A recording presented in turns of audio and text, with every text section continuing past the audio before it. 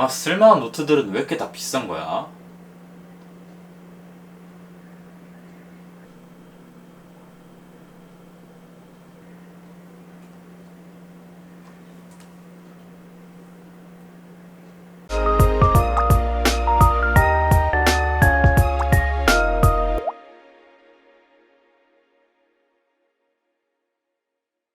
안녕하세요, 연디입니다.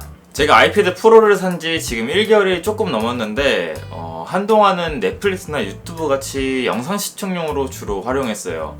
뭐 다들 그렇죠. 여러분들은 주로 아이패드를 어떻게 활용하시나요? 저는 사실 아이패드를 사면 제일 하고 싶었던 게 아이디어나 약간 중요한 것들을 메모를 하고, 그리고 다이어리를 쓰는, 약간 이렇게 생산성을 높이는 쪽으로 좀 활용하고 싶었어요. 그렇게 아이패드를 활용하기 위해 앱스토어를 뒤적뒤적한 결과 취향에 맞는 앱을 2가지를 발견해서 지금 사용 중인데 너무 괜찮은 것 같아서 여러분들께 소개해드리고 싶어서 가지고 나왔습니다. 아이패드를 활용해 생산성을 높이고 메모 앱이 필요하신 분들을 위해 추천드립니다. 바로 크래프트와 베어 앱입니다. 오늘은 이 2가지 앱에 대해서 전반적으로 소개해드리고, 장단점, 그리고 이 2 앱이 각각의 개성이 있어서 상황, 용도별로 어떤 앱을 사용하면 좋을지 추천드려보려고 합니다. 둘 다 무료 버전을 지원하고 구독으로 프로 버전을 이용할 수 있는데, 제 생각에는 무료로도 충분히 즐길 수 있을 것 같아서 무료 버전 기준으로 설명드려보도록 하겠습니다. 그럼 바로 가시죠. 설명하기에 앞서 이 2가지 앱은 모두 마크다운을 지원합니다. 마크다운이라는 건 간단한 기호를 통해서 텍스트 스타일을 적용할 수 있는, 쉽게 말해 커맨드 같은 기능이라고 할 수 있는데요. 써보면 생각보다 편리합니다.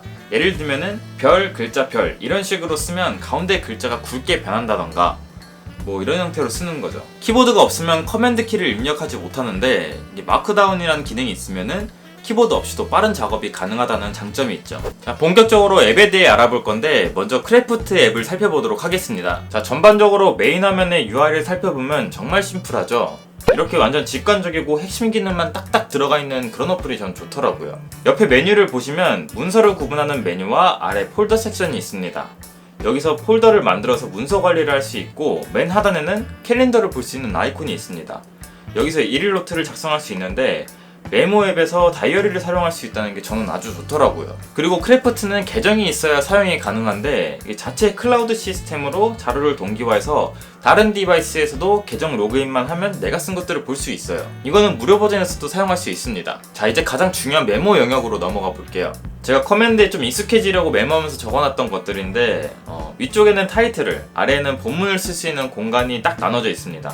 메모 쪽 인터페이스는 이런 식으로 되어 있는데, 전체적으로 한번 쭉 보여드릴게요. 인용, 블록, 제목 크기 조절, 그리고 이런 식으로 페이지라는 문단을 따로 지정해서 정리도 가능하고, 디자인에 들어간 이런 카드 형식으로도 정리가 가능합니다. 할 일 목록을 만들어서 관리도 가능하고, 토글 목록을 만들어서 접었다가 폈다가 깔끔하게 정리도 가능하고, 구분선도 4종류나 있어서 상황에 맞는 선으로 골라실 수 있어요.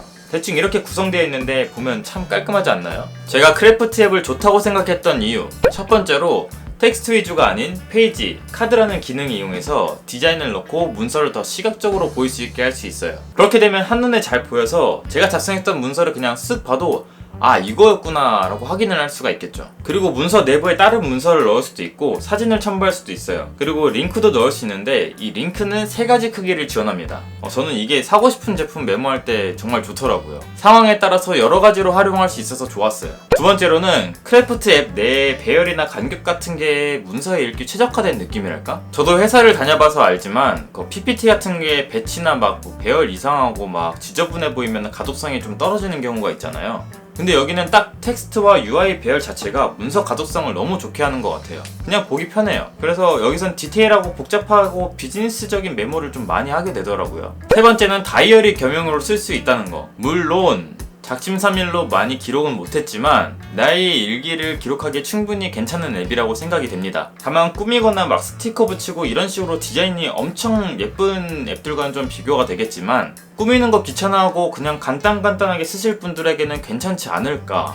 그리고 다이어리의 중요한 기능 중 하나인 내가 할 일을 따로 목록을 만들어서 관리를 할 수 있다는 것도 참 좋았습니다. 그 외에도 문서를 스캔할 수 있는 기능과 개발자분들을 위한 코드 입력 기능까지 있고, PDF, 이미지, MS 워드로 변환해서 공유가 가능합니다.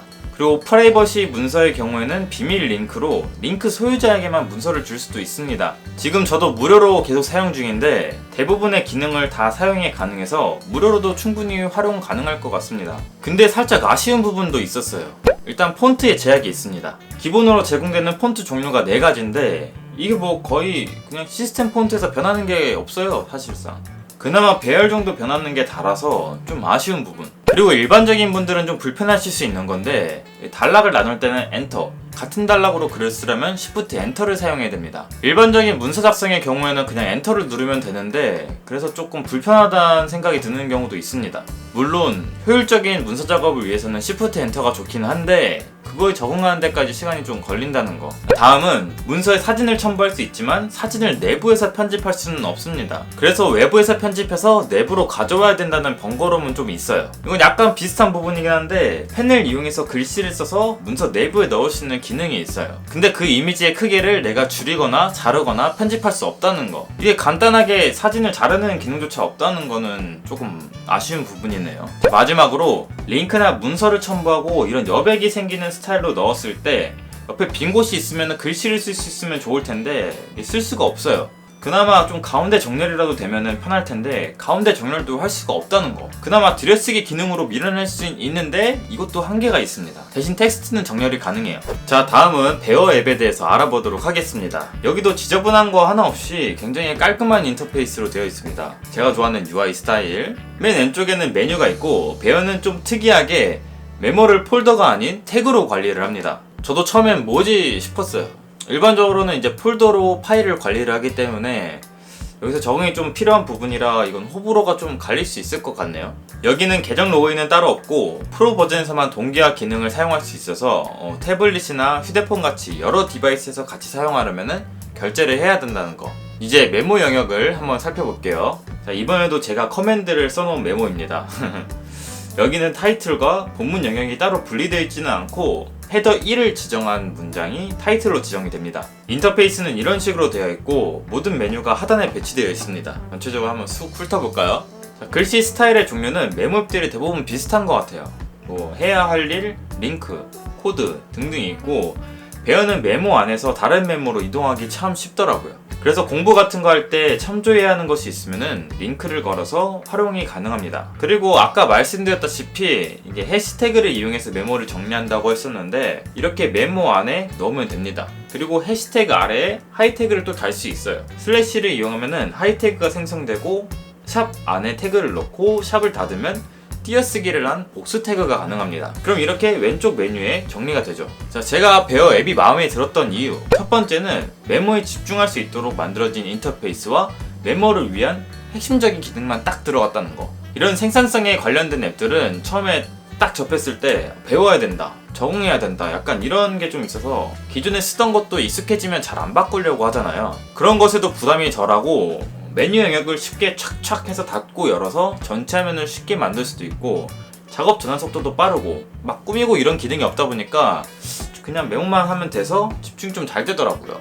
두 번째는 많은 양의 메모를 한 번에 볼 수 있고 눈에 잘 들어옵니다. 베어가 원래 기본적으로 텍스트 배열이 촘촘해서 내가 굳이 이렇게 움직이지 않아도 볼 수 있는 정보의 양이 많습니다. 멀티태스킹을 하거나 내가 메모를 참고하면서 작업을 해야 될 때 좀 편리하다 생각되더라고요. 세 번째는 메모 간 상호작용이 정말 괜찮은 것 같아요. 커맨드를 이용해서 메모 안에 내가 원하는 메모를 링크할 수 있고 골뱅이를 이용해서 해야 할 일, 이미지, 파일 등이 들어간 메모를 쉽게 검색할 수 있습니다. 갑자기 내가 썼던 메모가 뭔지 기억이 안 날 때 쉽게 찾을 수도 있다는 거죠. 그리고 이건 제 생각인데 굳이 태블릿이 아니라 휴대폰으로 사용해도 좀 괜찮을 것 같다는 생각이 들더라고요. 앞서 말씀드린 부분에서 전환 속도도 빠르고 눈에 잘 들어오고 텍스트 위주의 메모 앱이다 보니까 휴대폰에서도 이제 할 일 체크 겸용해서 사용해도 괜찮을 것 같다는 좀 생각이 드네요. 그리고 따로 폴더를 만들어서 정리하는 게 아니라 그냥 텍스트만 입력하면은 태그로 정리가 되니까 편리할 것 같아요.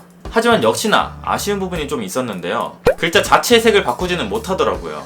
뭐 강조할 부분은 강조하고 따로 표시하고 싶은 텍스트가 있을 텐데 그렇게 하지 못한다는 게 좀 아쉽고 굵게, 형광펜 강조, 기울임, 헤더 이런 글자의 스타일을 입힐 때 옆에 기호가 그대로 노출이 됩니다.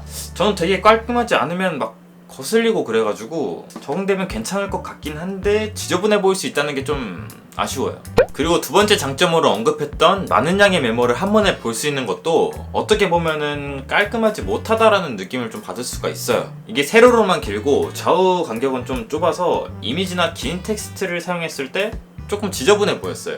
여기도 크래프트 앱처럼 메모 안에서 사진 편집이 안 되거나 펜슬 사용 후에 이미지 편집이 안 되는 건 똑같았는데 베어 앱은 펜슬 사용하고 난 이미지 자체가 화질이 너무 별로예요. 그래서 이건 잘 사용 안 할 것 같습니다. 마지막으로 해시태그를 이용한 정리. 저는 이게 아직 적응이 안 돼서 그런지 모르겠는데 터치 스크린에서는 폴더별로 정리하는 게 더 편한 것 같아요. 뭐 적응되면 괜찮아지겠지만 저처럼 고정된 작업 환경에서 사용한다면은 굳이 태그로? 앞서 말씀드렸다시피 유동적인 작업 환경이나 휴대폰에서 사용한다면 좋을 것 같아요. 이제 이 두 가지 앱에 대해서 전반적으로 살펴봤는데요. 제가 둘 다 사용했을 때는 뭐 각자 장단점이 있고 개성이 있는 앱이라고 생각이 됩니다. 그래서 이 두 앱은 어떤 사람이 사용하면 좋을지, 그리고 차이점은 어떤 것이 있는지 제 주관적인 생각을 좀 담아서 비교하면서 정리를 해볼게요. 크래프트는 문선의 작업 텍스트의 간격이 생각보다 널널한 편이라서 깔끔한 편에 속하지만 상대적으로 한눈에 볼 수 있는 텍스트의 양은 적습니다. 반면에 베어는 촘촘해서 한눈에 볼 수 있는 텍스트의 양은 많지만 그만큼 지저분해 보일 수 있다는 특징이 있습니다.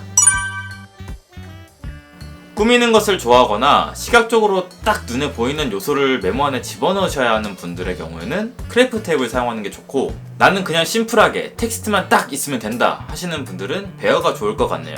크래프트에는 링크나 문서를 넣어도 이미지 형태처럼 바꿀 수가 있고 페이지, 카드 같은 형식도 지원하니까요. 아마도 개발자분들은 베어 앱을 더 사용하면 좋지 않을까요? 이건 개인적인 취향이나 작업 환경에 따라서 좀 차이가 있기 때문에 뭐가 낫다고 좀 말씀드리기가 애매한 부분인데, 편의성의 경우에는 적응되면은 해시태그가 좀 더 편할 것 같고 딱딱 정갈한 거는 크래프트인 것 같아요. 또 다르게 생각하면은 고정적인 작업 환경에서는 크래프트, 유동적인 작업 환경에서는 뭐 베어 이런 식으로 나눌 수도 있겠네요. 무료 버전은 확실히 크래프트가 더 좋습니다. 크래프트는 무료 버전에서도 계정을 로그인해서 메모를 동기화해서 여러 디바이스에서 사용이 가능하고 PDF 같은 파일 변환 기능이 있는데 이게 베어에서는 유료예요. 그래서 전체적으로 봤을 때 크래프트가 무료 버전에서 사용할 수 있는 기능의 범주가 좀 더 넓은 것 같습니다. 유료 버전은 아무래도 가성비를 안 볼 수가 없죠. 크래프트는 월 5,900원, 베어는 월 2,000원으로 약 3배가량 차이 나는데 기본적으로 제공하는 텍스트 스타일이나 기능에서는 별 차이가 없는 것 같아요. 그래서 가성비로 볼 때는 베어가 좀 더 나은 것 같습니다. 근데 크래프트 앱은 대학생들을 위해서 무료로 제공을 하더라고요. 근데 만약 그렇게 된다면은 대학생분들은 크래프트 앱이 더 좋겠죠? 정리하자면 크래프트에는 시각적인 요소가 많이 들어가다 보니까 아이디어를 담고 정리하고 저장하는 데 굉장히 좋은 앱이라고 생각하고 제가 주력으로 사용하고 있습니다. 저도 이제 영상 컨텐츠를 만들 때 아이디어를 정리하고 문서화하는 과정이 필요한데 그 부분에 있어서 굉장히 만족하면서 쓰고 있어서 비즈니스적으로 앱을 사용하시는 분들에게는 크래프트 앱을 더 추천드리고 싶습니다. 반면에 베어는 텍스트 위주의 앱이라서 간단히 사용하기 정말 좋더라고요. 저는 주로 아이디어 스케치를 할 때 사용하는 편이고 공부하시는 분들, 대학생, 그리고 짧은 생각을 담기에 좋은 앱인 것 같고 그리고 글 쓰시는 분들에게도 좋을 것 같아요. 자, 이렇게 오늘은 내 아이패드에 가치를 더해줄 생산성 메모 앱 두 가지를 소개해드렸는데요. 앞에 말씀드린 부분을 잘 고려해서 내 상황, 내 용도에 맞는 앱을 잘 선택하셔서 활용하셨으면 좋겠습니다. 영상이 도움이 되셨다면 좋아요, 구독 한 번씩 부탁드리고요. 리뷰해줬으면 하는 컨텐츠나 궁금하신 부분은 언제든 댓글로 남겨주시면 제가 참고해서 댓글 달아드리도록 하겠습니다. 그럼 저는 다음에 더 재밌고 유익한 영상으로 찾아뵙도록 하겠습니다. 그럼 안녕. 안녕.